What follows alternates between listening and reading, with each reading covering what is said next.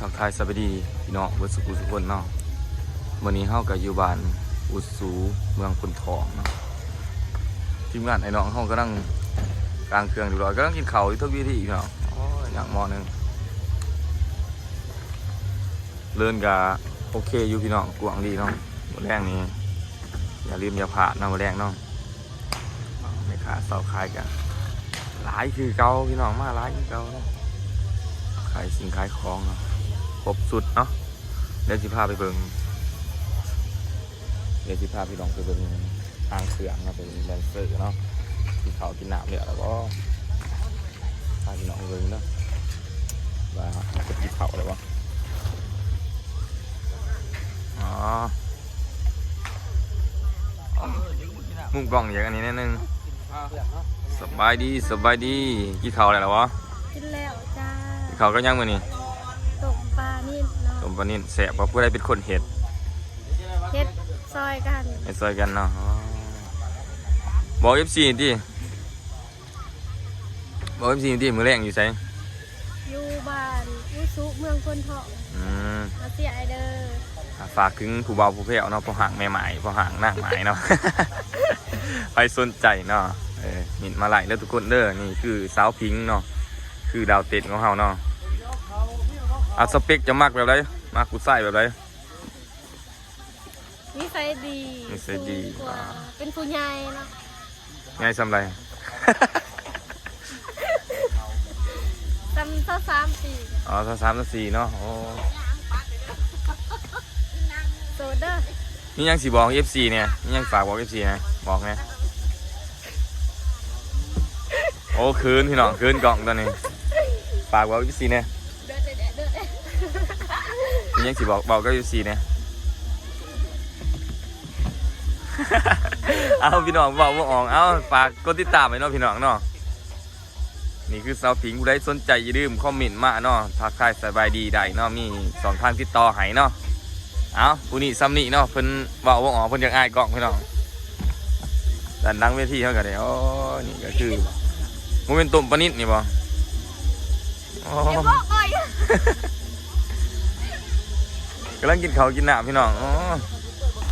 อยู่มืออ้าวผู้ใหญ่นี่กินข้าวผู้เดียวเลย กินคือกินผู้เดียวผู้ใหญ่ปาตัวเกือบโอ้งามมาดีไปเกือ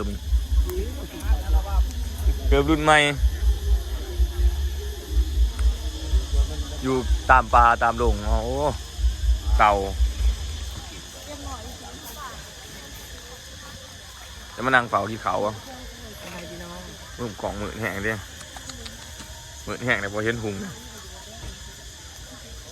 2 คนกำลังกินเขาพี่น้อง2 สาวแต่ว่าตอนนี้ที่ว่ากล่องนี่มือแห้งพี่น้องเลย ทุกคน มือแห้ง ค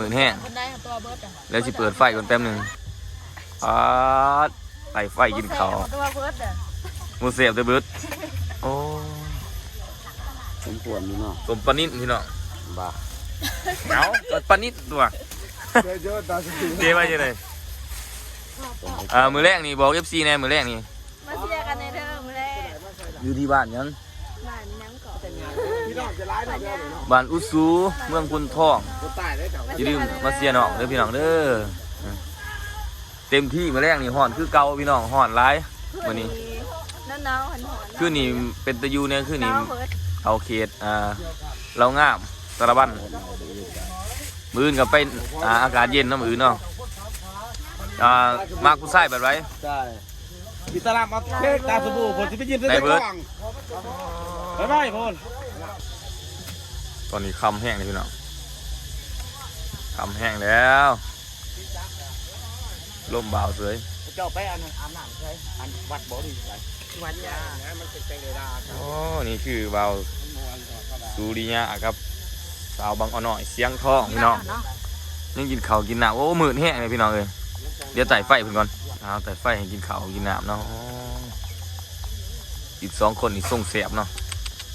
ไปกินหลายคนแล้วเพราะว่าเขาอิ่มเบิดล่ะ บ่ ยังได้จะ2 คนบ่ติดอิ่ม นี่แหละมันแซ่บลูกผีป่าอยู่ โอ้ผู้นี้เนาะนี่กินหลายเนาะ เพราะว่าเราอยาก อาการเป็นบอกว่าอยากดีวันไหนนะกินไล่หมดตุ๋ยบ่พี่รัก อ๋อ เพราะว่าไม่แนวหยาดเพิ่น แม่นบ่กูน้อยๆนี่กินร้ายเนาะพี่น้อง กินไล่มันนี่แล้วบ่ได้กินข้าวแต่เช้า แม่นบ่ นายมานั่งกินนี่นะเขากินแล้วบ่ได้เหลือเขากิน ว่าโอ้ผมก็คือมีต่างแท้ ไหน อาหารเจ้ามีซะนี่ โอ้อันนี้เฮ็ดเองเล่นอู้กี่ปลาไก่เฮ็ด โอ้มากมาย จังนั้นมันแซ่บพักมันสดกินเลย โอ้กี่ปลาเสียดแล้วก็มีต้มปลานิ่นพี่น้องแล้วก็ปลานิ่นก้อยใส่แจ่วเป็นป่น อู้ปลาอาปูอู้ปลา อูปลาก็มี อู้ปลาอู้กี่ปลา มื้อแรกนี่มวนแทนแน่นอนนะมื้อแรกเนาะ พบกันได้กับน้ำตาสาวลาวบาตีน นี่ บ่แม่น บ่แม่นอีกบ่ เพิ่นเอาอันที่ใบขาลูก สีใบอีกแล้ว มีอะไรอีกแล้วเขามาเสนอบอกเลยจะอยากเล่น ฉันนึกเองค่ะ บ่เคยเห็นในคลิปเขาบอกเลย บ่ เดี๋ยวนี้เขาจะหูคนนักกีฬาเพราะว่า แม่น ต้นกระดาก็แม่งยังเจออีกฮะ แม่น เขาจะหูลายตอนนี้ หลวงห้ามบ่ ที่ไหวฮะ ไม่หลวงหรอ สีใบ มันตาไม่หลวง ไม่น้อยไม่หลวง สีไว้ไว้ ดินหันก็ดีคือกันเพราะได้นอนอิ่มแน่เนาะ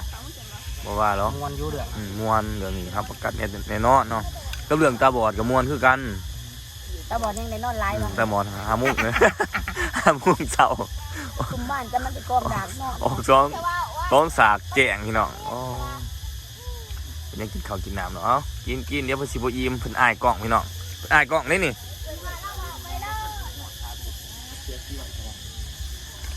หมอนี่มาเดี๋ยวใส่เด้บ่ทันได้กินข้าวกินน้ำน้ำหมูสักพอหรอกมันบ่ตุ๋ยบ่พี่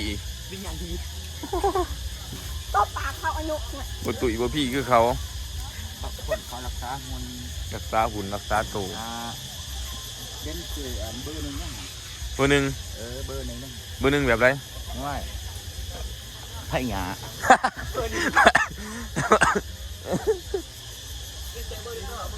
เสือเบอร์หนึ่งไพ่หยาโอ้โหท่านนี้ไปใส่อยู่วะนี่ตายโอ้ รีวิวแม่โทรมา โทรหาแม่โอ้แม่นี่ เป็นลูกเคย โทรหาอะไรเนาะ รออะไร ติดต่ออะไร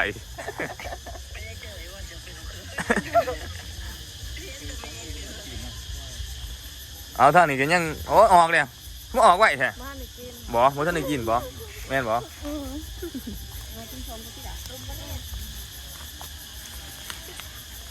โอ้ อันยุบันไม่บ่มักละ ท่านนี้บ่ท่านได้กินข้าวได้ขึ้นกินได้บ่เขา เนี่ย นานมาแล้วนะบ่ท่านได้กินข้าวของอย่าลืมเด้อพี่น้องว่าอยู่ไทยต้นท่านวิวช่วง5 โมง 6 โมงถ่ายบ่ทันพี่น้องเฮ็ดเวียกแล้วเนาะบ่ทันเนาะได้ถ่ายเบิ่งตอนค่ำจนได้ไต่ไฟถ้าก็กินข้าวกินน้ำแล้วพี่น้องเอาอย่าลืมอย่าพลาดเนาะ EP นี้เดี๋ยวมื้ออื่นตอนเช้าสิอัพคลิปให้พี่น้องได้เบิ่งเด้อตอนเช้าเนาะมื้อนี้เขาจะเดินทางไปที่บ้านวัวเทปเมืองเรางามเดี๋ยวมื้ออื่นสิอัพคลิปให้เบิ่งน้องๆหาเสือมื้อตอนเช้าเนาะวิวงามเนาะพี่น้องมื้อนี้หันคือว่าบ่ทันบันไดเอาเบิ่งมืดๆไปก่อนพี่น้องมื้ออื่นเช้าจังเบิ่งตอนแจ้งเนาะเอาขอขอบใจเด้อทุกคนเด้อ